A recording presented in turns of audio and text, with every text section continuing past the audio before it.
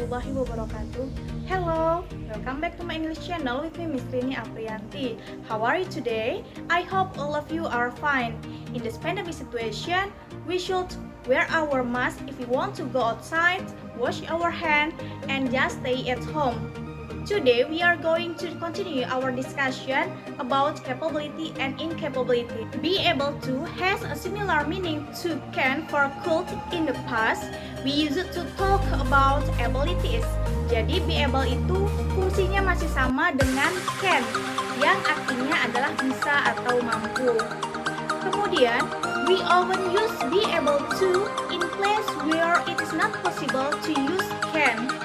Jadi kita bisa menggunakan be able to apabila tidak memungkinkan untuk menggunakan be able to also allow us to express can in different tenses, in the present, in the past, and in the future. Nah, be able to ini bisa digunakan untuk semua jenis tenses ya. Be able to is not a modal auxiliary verb. It's just the verb be plus the adverb able and plus the infinitive to. Nah, jadi be able to ini berbeda dengan can. Kalau can itu termasuk modals auxiliary, sementara kalau be able to itu tidak merupakan modals auxiliary. Okay, look at this example. She is able to speak English. Nah, kalimat ini dalam bentuk simple present tense. She was able to play violin perfectly at the age of 6. Ini tensesnya berbentuk past tense. We will be able to perform in front of many audiences soon. Ini tensesnya berbentuk future. Dan yang terakhir, she has been able to sing when she was 4 years old. Nah, tenses di sini berbentuk present perfect. Well, we come to capability in simple present tense. Oke, nah contoh yang pertama, I'm able to play the violin perfectly well now. Saya bisa bermain biola dengan bagus sekarang. Nah, di situ kita bisa lihat menggunakan be able to, ya. Be di situ adalah to be. To be-nya am. Kemudian contoh yang kedua, she is able to speak English. Dia bisa berbahasa Inggris. They are able to eat with chopstick. Dia bisa makan dengan menggunakan chopstick atau sumpit. Nah, rumusnya the pattern is subject plus be. Be-nya adalah is, am, are ketika dia dalam bentuk present, kemudian diikuti dengan able to plus verb one plus object. Next, we come to incapability in simple present tense. Nah, jadi ini bentuk ketidakmampuan dalam tenses simple present tense. I'm not able to play the violin perfectly well now. Saya tidak bisa bermain biola dengan baik sekarang. She is not able to speak English. Dia tidak bisa berbahasa Inggris. They are not able to eat with chopstick. Nah, berdasarkan contoh di sini, ya, kita bisa menarik kesimpulan bahwa the pattern is subject plus be plus not plus able to plus verb one plus object. Nah, be-nya masih sama seperti yang berbentuk positif tadi, is, am, are, tergantung apa subjek di dalam suatu kalimat. Look at this table.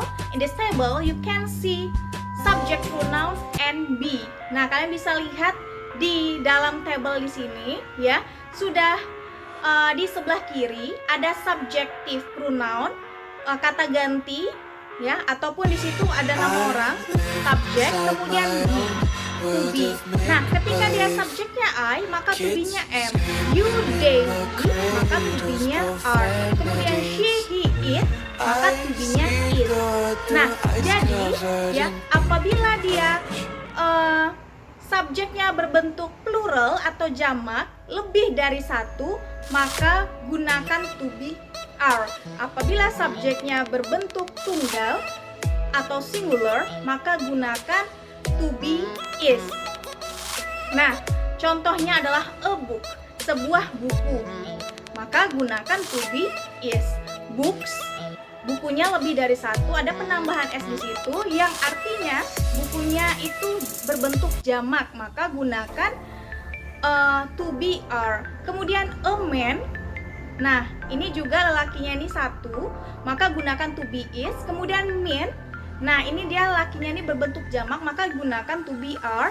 Kemudian woman and women, woman ini ya perempuannya satu, kemudian women ini berbentuk jamak. Nah jadi ya untuk subjective pronoun saya tekankan lagi, apabila subjeknya itu lebih dari satu maka gunakan to be are.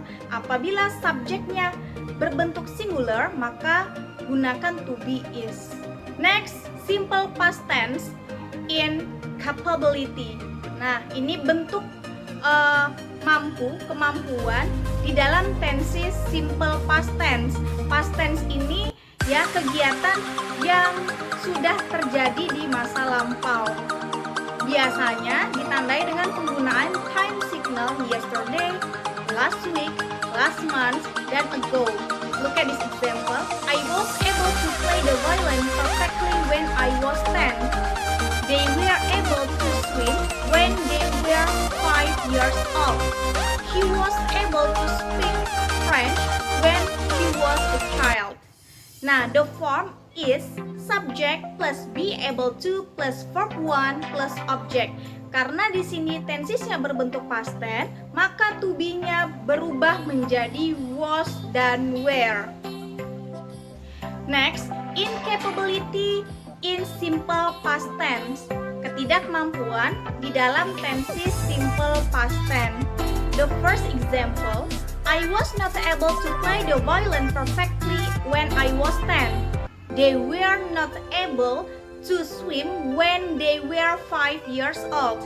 And the last example, she was not able to speak French when she was a child. Based on these examples, we can see the form subject plus be plus not able to plus verb 1 plus object. Jadi not-nya diletakkan setelah to be. To be-nya was dan were. Di tabel ini kalian bisa lihat kapan kita bisa menggunakan to be was dan kapan bisa menggunakan to be were. Kita bisa menggunakan to be was apabila subjeknya adalah tunggal seperti I, she, he, dan it. Nah, kita bisa menggunakan to be were apabila subjeknya berbentuk plural atau jamak. Contohnya you, they, we. Atau ya, apabila subjeknya itu hanya satu orang, nama misalnya Anna, maka gunakan was. Andi gunakan was. Tetapi apabila subjeknya Anna and Andi atau Anna and John or Anna and I, maka gunakan to be-nya were. We come to capability in simple future tense. Jadi ini bentuk capability dalam tenses future. Futures di sini di masa yang akan datang. Jadi, kapan kita menggunakan tenses future? Apabila kita akan melakukan sebuah kegiatan di masa yang akan datang, yang biasanya ditandai dengan penggunaan time signal tomorrow dan next ya, bisa next week, bisa next year. Look at this example. I will be able to sing. Saya akan bisa bernyanyi. Jack will be able to work in a team. Jack akan bisa bekerja di dalam sebuah tim. Sarah and Sally will be able to read in peace. If you help us tomorrow, we will be able to finish it on time. He will be able to translate the article next Friday. Nah, bisa kalian lihat di situ ya. Di beberapa contoh sudah ada time signalnya yang menandakan bahwa berbentuk future. Jadi will di sini diartikan akan. Rumusnya subject plus will plus be able to plus verb 1 plus object.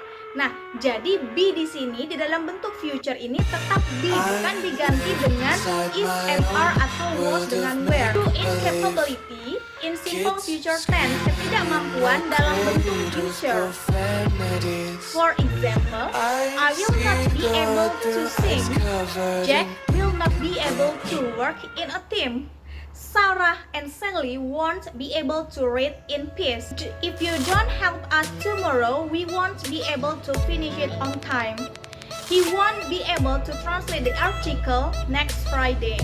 The pattern is subject plus will not plus be able to plus verb 1 plus object. Jadi apapun subjeknya, mau itu tunggal ataupun jamak, tetap menggunakan will be yang diikuti dengan kata kerja pertama.